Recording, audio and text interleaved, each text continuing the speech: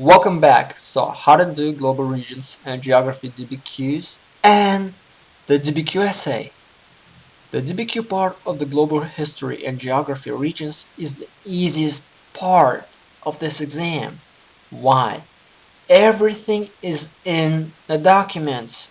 Indeed, everything you need to know to answer DBQs and to write an excellent essay is right in front of you.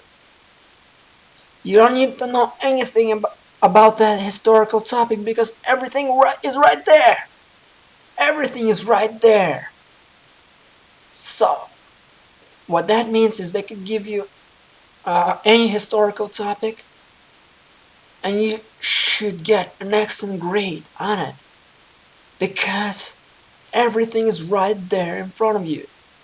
DBQs are the easiest part of that exam. And from my experience, kids usually do well on the DBQ part. So, let's get to work.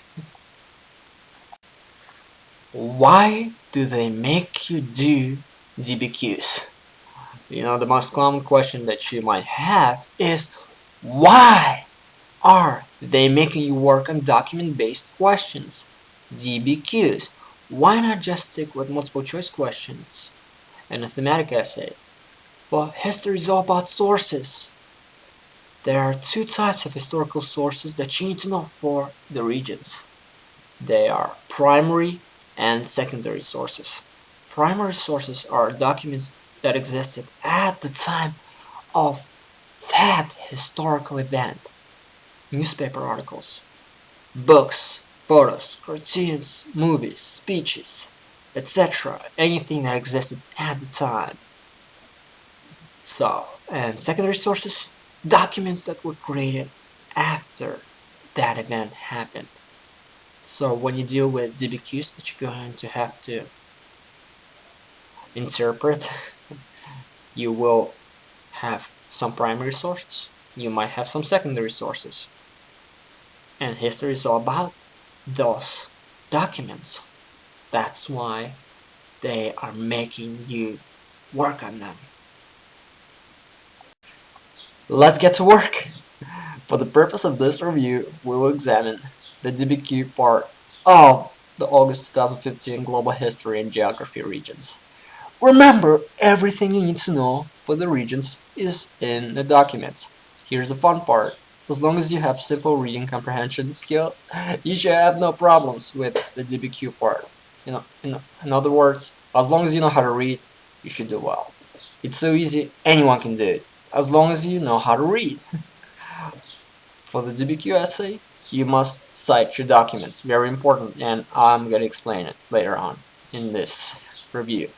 There are two common ways to do that, and I will explain them later on. So let's get ready to study. Alright, so let's get to work. So, historical context. It says here that throughout history, leaders and governments have taken actions to increase power and to control their people. Three of such leaders include Louis XIV of France, Joseph Stalin of the Soviet Union, and Pol Pot of Cambodia. The actions taken by these leaders and governments had significant impact on their people and their society. So right away, I know that every document in this DBQ section is going to be about those three individuals. These three individuals. So the next part that we need to examine is the task. So using the information from the documents and your knowledge of global history, answer the questions that follow each document in Part A. Your answers to questions will help you write the Part B essay, in which you will be asked to choose two leaders mentioned in the historical context, and for each, describe actions taken by the leader and his government to increase his power and to control his people, and to discuss the impact the actions had on his people or society. Well, so we're going to pick 2 leaders, but we're only going to use the information they're giving us in the documents. Don't use any outside information, because it's going to confuse you. Use the information they're giving you in the documents. So, easy, easy, really easy. Let's get to work. Let's examine document 1. How Louis obtained money enough to govern as he pleased. The first need of a king who wished to rule as he pleased was money. Louis had little trouble in raising money, for the reason that he did not need to ask for it, as the English kings did. The institution in France which resembled the English Parliament was the States General, but this body was never met frequently, and it could scarcely be said to exist anymore, since it had not been assembled for nearly 50 years. Louis was therefore free to collect taxes and use the money as he saw fit. So, we just read the document. I'm going to look at the source, so sometimes the sources are going to give us some hint. In this case, it says that it was written by Carl Becker, Modern History, Silver, and I know it's a secondary source. Alright, so according to Carl Becker, what was one way, notice the emphasis on one, you only need to mention one, way Louis XIV exercised power over the finances of France? Just by looking at the document. Let's say you don't know anything about Louis. By looking at the document, the last sentence gives it away. Louis was free to collect taxes and use the money as he saw fit. Another answer that she could have used was the fact that Louis didn't really need to ask the States General for permission to raise money. So that's another answer that she could have used, and everything is right there. That's how easy it is. Let's examine document 2. Based on the information in this graphic organizer, identify one way the rule of Louis XIV had an impact on France. So I'm looking at this document and I'm seeing the year 1659, and the number that shows up is 30,000. That's the number of troops in the French military in 1659. And I'm looking at the year 1710, and I'm seeing 350,000 troops. So that's a big increase in the number of troops. So you could state that. And one of the answers you could use, for this DBQ is you could simply state that the size of the French military increased from 30,000 in 1659 to 350,000 in 1710. Another answer that you could use would be to just list the wars that Louis was involved in. So I'm looking here and I'm seeing that France was involved in the war against Spain from 1667 to 1668.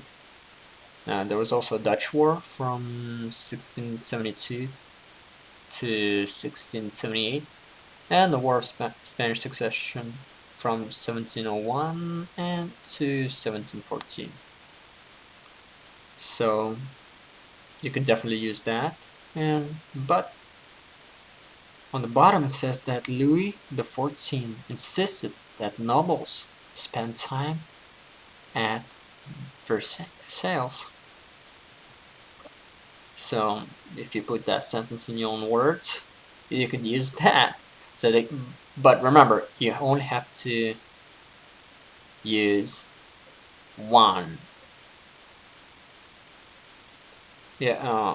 Example. You only have to state one. Really easy. You can do it. Alright, so document 3. It's talking about revocation or removal of the Edict of Nantes. So, before we go any further, I want you to read this document and highlight or underline important details in it. And once you've done that, we can move on to question 3. It says that according to Martha Blazer, what was one impact the removal of the Edict of Nantes had on the French society? So, Huguenots were basically Protestants. So, I'm looking at this document, and right away I know that the answer has to be in the second paragraph, because it says the aftermath of the revocation was disastrous for France. So, there are many examples that you could choose from. We're just going to examine some of them. So, several hundred thousand Huguenots chose to escape to Holland, England, and Prussia. That's one example. You have the answer. And it says right here, other thousands of Huguenots, their flights were unsuccessful, and they were sentenced to galleys, which were ships where many quickly died from beatings, starvation, and overwork. So right away you have your answer, and you don't need to stress too much on those documents. You have your answer, write it down, one of them, only use one of them, move on. Write it down, move on. You don't want to waste any time on the regions. Document 4. I'm looking at it and I'm seeing two documents, document 4A and 4B. So right away I know that we're going to have to use two of them. So let's look at document 4A. I'm seeing a picture, so let's see who's in the picture. I'm recognizing Lenin. I'm recognizing Stalin. I'm seeing the word Pravda, which means truth in Russian, and I'm seeing on the bottom it says 30 years of the Bolshevik Party. Alright, so let's read it. Communist news. The increase in literacy in the beginning of the 20th century led to widespread availability of newspapers. Pravda began publication in a very small way in 1912, but reached a circulation of over 5 million during the Soviet era. Although its name means truth, Pravda reported only what the Communist Party wanted people to know. Very important. Right away, it gives us a clue. And facts were often ignored or distorted. The main mouthpiece, which means the voice, of the Communist Party, the newspaper has survived in the new Russia, but with its a much reduced circulation. Alright, so what do we need to know about Pravda? Pravda was an official newspaper of the Communist Party, and it only reported what the Communist Party wanted people to know. As you know, there was no such thing as freedom of the press in the Soviet Union. Even though the newspaper even though Pravda technically means the truth, newspaper only reported what the government wanted people to know. Okay, so let's look at document 4B. I'm seeing right here it says steps in Stalin's divide and rule policy. So, as you know, Stalin was a Soviet dictator. So let's see. I'm seeing what happened. 1924, that's when Lenin died. In 1925, Stalin and the left wing of the party forced Trotsky, who was another leader of the Communist Party, to resign his post as war commissar. Stalin worked with the right wing of the party to weaken the left wing. So, you know, Stalin wanted to consolidate his authority. So, you can use that as your answer, but we'll get back to that. So, 1927, Trotsky and left-wing leaders were expelled from the party. They were kicked out. So Stalin didn't want any opposition. He kicked them out. Kicked them out of the government. 1928, Stalin removed the right-wing leader Uglanov from Moscow party. So, doesn't matter if you were left-wing or right-wing. If Stalin didn't like you, you would be removed. And in 1929, Trotsky was banished from the USSR forever. And USSR, for those of you who are not sure what that means, it's basically means the same thing as the Soviet Union. It means, yeah. So, based on these documents, that's what the question says. Identify 2 actions Stalin took to increase his power in the Soviet Union. Alright, so we're going to start with document 4A. And you can state that Pravda, you can state facts about Pravda. Pravda only reported what the Communist Party wanted people to know.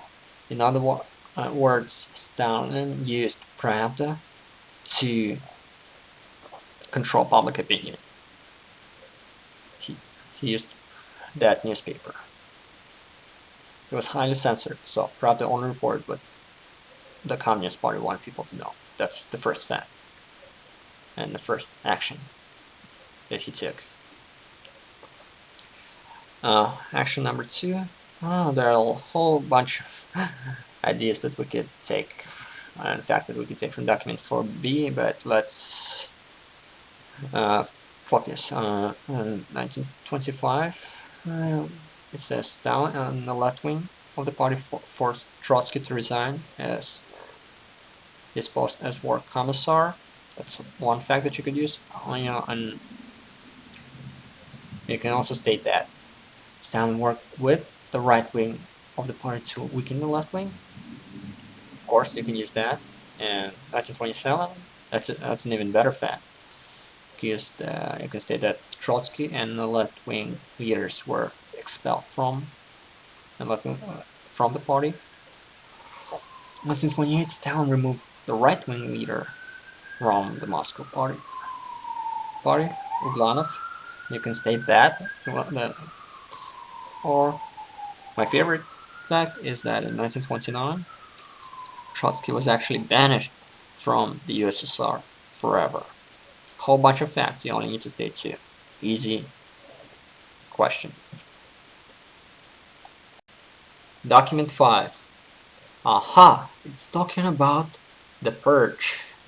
Okay, so the Purge began its last and deadliest phase in the spring of 1937. Until then, it had claimed thousands of victims among the ruling classes. Now it began to claim millions of ordinary citizens who had nothing to do with politics. So what was the Purge? Purge was I want to give you a simple definition. It's basically a time period in Soviet history where when Stalin and his secret police imprisoned or assassinated and assassinated a lot of people for political reasons. Many of those people were innocent. Stalin did it basically to maintain his authority because he was afraid that he would lose power. So, but one way to maintain his authority, one way that he used was to instill fear. So, let's see. Stalin knew that these people, let alone their families, hadn't committed treason and probably never would. He also knew the Russian proverb, fear has big eyes. So, he believed that arresting suspects for real crime wasn't as useful as arresting the innocent. Arresting someone for a crime that could be proven would allow everyone else to feel safe. And safety breeds confidence, and confidence drew people together. So, he was afraid of it. He didn't want another Russian revolution. He didn't want to lose power. So, fear, however, sought suspicion. It built walls between people. It built walls, preventing them from uniting against his tyranny. And the best way to create fear was to strike the innocent. Millions of lives were just a small price to pay for safeguarding his power. Creating fear was easy. The NKVD, which was the Soviet secret police, had blanketed the country with informers. Informers were basically spies. So, your best friend, who you work with, could be an informer. Your neighbor could be an informer.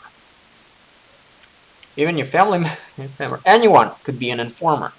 So let's say you just have a dinner with someone, or just do anything. Let's say you happen to state something along the line, something about Stalin, how much you don't like him, or anything about the Communist Party, Soviet Union. There's a good chance that an NKVD would come for you, and you would be sent to one of Stalin's labor camps in Siberia, one of his gulags. That if they didn't assassinate you. So, the secret police, the informers were everywhere. An informer was stationed in every apartment house, in every street, in every Soviet town, in every office, shop, factory, army barracks, had its informers. You couldn't trust anyone. He could be anyone, a janitor, a bank teller, a nice lady across the hall, or your best friend. Informers sat in theaters, bro. The trains and strolled the parts. They could look like everyone. They were eavesdropping on the conversation. Although there's no way of checking, it was said that 1 person in 5 was a state agent and informer. According to Albert Morin, what was one impact of Stalin's Stalin's policy had on the Soviet Union. Wow, it had a lot of impact, but you have to use Albert Martin's document. So, well, millions of innocent lives were lost right away. Know it from this document. Another impact that you could state. Remember, you only have to state one. Is that he created a sense of fear within the Soviet society. Another one that uncovered that placed spies, informers across the Soviet Union. So there are a whole bunch of facts here that you could use. And right away, it's an easy document. Good luck. Alright, so we are up to document 6. So, question number 6. According to Palmer and Colton, what was one impact of Stalin's control of the Soviet economy? And it says here that we have to interpret both document 6A and document 6B. Alright, so let's take a look at document 6A. And right away, it gives us millions of tons of iron, and you can see they increased from basically 0 in 1922 to almost 15 million tons in 1940. Huge increase, and you can state the fact that Stalin increased the production of iron. And what else? Okay, so cattle. I wouldn't use cattle as an example for this DBQ because, I mean, you could, but it's, well, well, you see there's been an increase in number of cattle from 1922 to 1928, but then with, I think, the Purge, what happened is the cattle started to decrease the number of cattle in the Soviet Union, and then increased again towards the 1940s. So you could state information about cattle that it increased from 22 to 28, decreased to 34, and then increased again a little bit towards the 40. But it's not a good example. I would not use it. Alright, let's take a look at document 6B.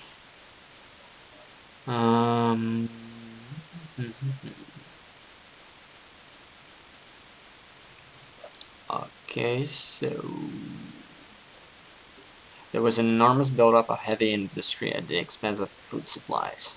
So right away, you know that the amount of iron was increased, but at the same time, food supplies decreased, which coincides with document 6A, is because you can see that amount of millions of cattle, the number of cattle actually decreased in towards 1932, 1933. So what Stalin wanted to do is he wanted to increase production of iron. He wanted to industrialize, but people got hungry because of that. Iron mines and Purge, in this organization of the Russian Revolution Civil War, were producing almost nothing in 1920. Alright, yeah. It coincides with document 6A. By the late 1920s, the output of iron regained pre-revolutionary level, but a great upsurge came with the second 5-year plan. If you're not sure what the 5-year plan is, the 5-year plan was the industrial plan in the Soviet Union, which basically stated that there was this there was a plan, a 5-year plan, and within that plan, certain number of things needed to be produced. It was a 5-year plan. By 1940, it was a 5-year plan because Soviet economy was planned. It was a command economy, if you remember. But okay, let's continue. By 1940, Russia produced more iron than Germany, far more than Britain or France. Numbers of cattle grew in the 1920s, but fell catastrophically during the collectivization of agriculture after 1929. Again, you have a purge. You also have something known as collectivization process. Collectivization was a time period in the Soviet Union where what Soviet Union did is they organized collective farms where people worked and produced agriculture for the state. And by 1940, hardly exceeded the figure of 1920. Since 1940, the industrial development of the Soviet Union had been impressive, but agricultural production had continued to be the problem. Alright, no impact. Build up a heavy industry at the expense of food supplies. That's actually the best answer that you could use. Best answer. Right. So let's continue.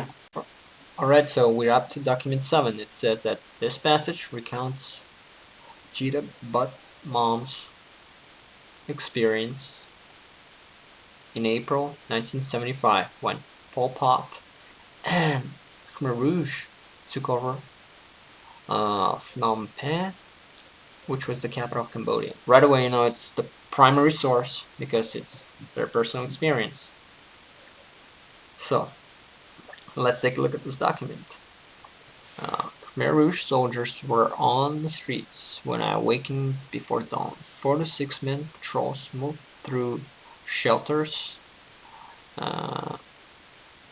through avenues and alleys of Phnom Penh, evicting everyone from homes, shops, and shelters. No delays were permitted, no requests allowed. Troublemakers were killed on the spot. So, right away, you know, what they did is they evicted a whole bunch of people from their homes and killed troublemakers.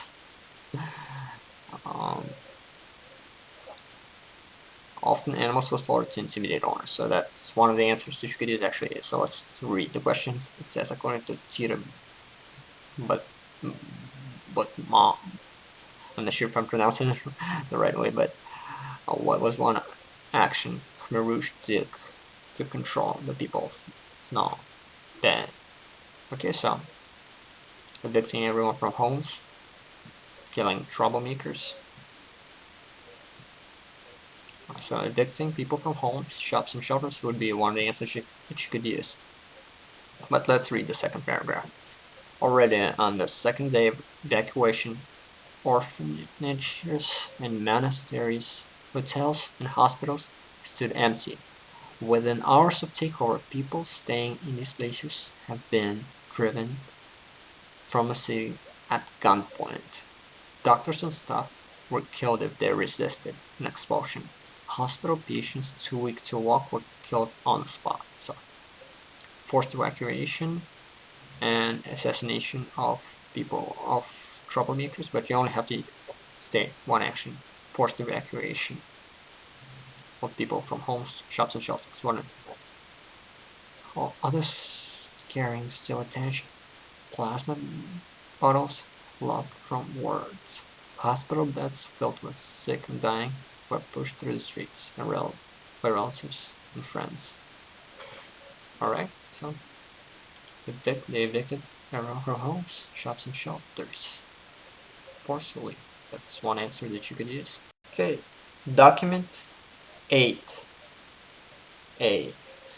So, let's take a look at it. I mean, it says here that Pol Pot's Khmer Rouge government, referred to as Angkor, attempted to create an agrarian society So it means a society based on agriculture. It established collective farms, and throughout Cambodia. This passage reflects experiences. So right away, it's a primary source of Sophip K. Hang during this time period. So let's read it. When the registration of the remaining people was over, the leader of Angkar, Khmer Rouge, showed up. He stood before the people holding a microphone in one hand, and he gathered the new people to listen to his speech. I am the new leader of Cambodia. From now on, you have to address the new government as Angkar. There are no homes for you to return to. You have to work as a group from now on. No one can own property. Everything you own belongs to Angkar, which is the government. No more city lifestyle. Everyone has to dress in black uniforms. My mother looked at my father with concern. No one can question Angkar, he said. If you have courage to question Angkar, you will be taken to re-education learning institution. This means we would be executed. Everyone, including my parents, was numb. You know, we did not think our bodies were shaking because they're obviously scared, and our minds were paralyzed by imposing speech of Angkar. So really easy question. So according to Sophie Kehang, what was one action taken by Angkar, Pol Pot's government, to control the Cambodian people? Let's see, what was one action? Aha! So he sent them on collective farms and he forced people to work in collective farms, basically. That's one answer that you could use. He obviously forced them from their homes, and and so an easy question. Let's move on. Document 8B is an easy question because you have a political cartoon. You almost always going to have political cartoons when you're dealing with DBQs. And let's take a look at it. Alright, so I see some soldiers with guns. I see people working in fields. They don't look too happy about it. But let's see what the question's actually asking us to do. Based on this illustration by Sita Sao, state one way the actions of Pol Pot's government affected the people. Well, right away, it's on the bottom it says Khmer Rouge soldiers wielding their authority. Well, they forced people to work in fields. That's the answer. They forced people to work in fields. Under the threat of being shot. But you don't have to be that specific in one way. They force people to work, and fields would be the right answer. Write it down and let's move on. Alright, so we're up to our last document, and it's a really easy one. And when you're dealing with this kind of document, you only need to look for specific parts of the text because, alright, so let's see what the question's asking us to do. According to Ben Kiernan, what was one way the actions of Pol Pot's government affected the people of Cambodia? I'm looking at the first document. I see the number of people who died. It's 1,006,000. 171,000. And second document, it says I initially estimated the decade Democratic Cambodia death toll at around 1.5 million people. So I would just state that around um, 1.5 million people died. That was one way the actions of Pol Pot's government affected the people of Cambodia. And that's how easy it is. You answer it, you move on. You don't want to waste too much time on this question. All right. Right. Okay, so let's get ready to write our DBQ essay. So it says here in the task that I gotta choose two leaders mentioned in the historical context. Okay, so I'm going to choose Joseph Stalin of the Soviet Union and Pol Pot of Cambodia. And what I have to do, it says I have to describe actions taken by the leader and his government to increase his power in order to control his people. Okay, so I'm going to do that. And I'm also going to discuss the impact the actions had on his people and or society. Okay, so make sure to read guidelines as well. In my essay, what I'm going to do, oh, by the way, you have to use at least 4 documents. That's what it says in directions out there. You have to use at least 4. That means that 4 is the lowest number you can use. You can use more than 4, but 4 is the lowest number. And let's read guidelines. In our essay, we're going to develop all aspects of the task. Of course, we have to do that. Incorporate information from at least 4 documents, yes. Number 3, a lot of people ignore that. It's somewhat important, not as important as in thematic essay where all your information has to come from outside sources, but you do have to incorporate relevant outside information, and we'll do that as well. And we're going to support the theme with relevant facts, examples, and details. And of course, we're going to organize our essay. I assume you guys know how to do our introduction. What is an introduction? 5 to 7 sentences. Body paragraphs and conclusion. I know some schools and some social studies teachers are okay with less than 5 sentences for the introduction or a conclusion. I'm old school, and I believe that essays should be between 5 to 7.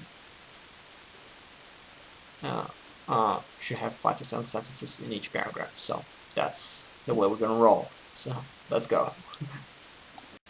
Are you ready? I'm asking you, are you guys ready? Guess if you are, let's rock and roll with our DBQ essay. Throughout history, there were many political leaders who used a variety of methods to control their people and increase their authority. 2 of those leaders were Joseph Stalin of the Soviet Union and Pol Pot of Cambodia. One common aspect of these leaders is that they used extremely brutal and repressive methods in order to achieve these results. Another one is they were both communist. The impact of their leadership left a brutal mark on human history. Joseph Stalin was a brutal communist leader of the Soviet Union. One of the ways in which he used in order to control the people of the Soviet Union was by controlling the press. The communist newspaper Pravda was used by Stalin to only report what his government wanted people to know. And notice what I did here? I just cited it. One of the ways in which you can cite it is by using parentheses. You could just write doc, in this case doc 4a. So you have to refer to those documents. There was no such thing as freedom of the press. A similar restriction on the press exists in the modern communist country of North Korea, where Korean Central News Agency, KCNA has a complete control was reported in North Korean news. So you see what I did here? I used relevant outside information, which you have to do for this essay. A lot of people forget that, but you lose points for this, and you want to get as many points as possible. So dictators use these censorships on press in order to control public opinion and to maintain power. Okay. So Stalin knew that simply controlling the press would not provide him with enough guarantees that his power would be secure. He knew he had to eliminate his political opponents within the Soviet government. Stalin did precisely that when he forced the former Soviet War Commissar Trotsky's resignation in 1925. In 1927, Stalin proceeded to expel Trotsky and other left-wing leaders of the Communist Party in order to completely ensure that Trotsky would not cause any trouble. In 1929, Stalin finally banished Trotsky from the Soviet Union. Document 4B. In order to secure the complete control of the Soviet Union, Stalin decided to use extreme levels of brutality. He knew that fear was the biggest weapon that he can use in order to maintain his authority. One of the most brutal and inhumane policies was the Purge. It was a time period when millions of innocent people were executed for political reasons. The political organ which Stalin used to implement these policies was the Soviet secret police, the NKVD. The NKVD was responsible for planting their spies everywhere within the Soviet Union. Indeed, your best friend, your neighbor, your co-worker, and even a janitor could be an NKVD informant. An idea was to create an atmosphere of fear where it was dangerous to say anything negative about Stalin or the Soviet government. Document 5. This is reminiscent of a famous Soviet schoolboy by the name of Pavlik Morozov, who in 1932 turned his kulak father to NKVD. Kulaks were Soviet peasants who were slightly wealthier than other peasants and hired paid workers in order to make profit. So, you see, what I did here is I used outside information which was relevant. Okay, so Pol Pot was a Cambodian leader of a brutal communist Khmer Rouge movement. His methods for maintaining his authority were very brutal. According to Tira Butman in document 7, so you see what I did here? You can state, in this case you can state according to document 7, but well, what I decided to do, what you should do if you have a primary source is try to give credit to the author. I mean, it makes sense. I mean, so according to Tira Butman in document 7, one of the ways in which he controlled his people was through the use of armed patrols to evict them from houses, shelters, shops. Those too weak to walk or troublemakers who resisted this policy were executed on the spot. The goal of this policy was to create an environment where Pol Pot would have a total control of every aspect of these people's lives. So, Pol Pot intended to establish an agrarian society based on collective farming throughout Cambodia. According to the experiences of Sophie K. Hang in document 8A, Cambodian people were deprived of their homes, the right to own property, as well as basic human dignity in the sense that they were forced to work in collective farms. Anyone attempted to challenge these policies was executed. Dissent was not tolerated. It was a very brutal regime which took the lives of approximately 1.5 million Cambodians. Document 8B. These policies are similar to the ones used in the Soviet Union during the 1930s and collectivization policies in North Korea, where many farmers were forced to work in collective farms against their will. Once again, outside information right here. So, we're up to our conclusion. Conclusion is basically a summary of the entire essay. I mean, not a summary of the entire essay, but your final thoughts. So, Joseph Stalin and Pol Pot will go down in history as two of the most brutal communist leaders to ever govern a country. With the goal of securing complete authority over their people, these leaders initiated policies which were extremely harsh and are responsible for the deaths of millions of innocent people. Indeed, brutality and fear were their biggest weapons. We can only hope that we have learned enough from history to prevent such brutalities from happening in the future. Final checklist. Alright, so let's see what we did here.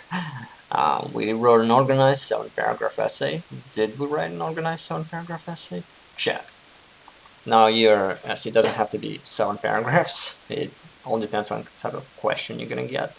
But generally it's a good idea to write 6 and 7 paragraphs, 7 paragraphs essay. All depends on what you're gonna get in your regents. So check, yeah. Did we describe the actions taken by two leaders to maintain power and to control their people? Check. Did we discuss the impact of these policies had on their societies? Check. Did we use at least 4 documents? Check. We used 6. Did we use relevant outside information? Check. Do we know how to write our DBQ essays? Check. Yeah, and hopefully you guys know how to do DBQs. And are you guys gonna rock your regents and get a good grade? You should. Good luck, and I hope you found this helpful. Now, please note that this essay I just wrote is not perfect, and I'm aware of it. I only wrote the first draft. I made some minor revisions as I was writing it, but I did not go through the details of revising it. That's not the point of this review. The point of this review is to give you guys an idea how to do a good DBQ essay. And this type of essay would get a good grade, by the way, on the regents. So, good luck, and I hope you guys found this helpful.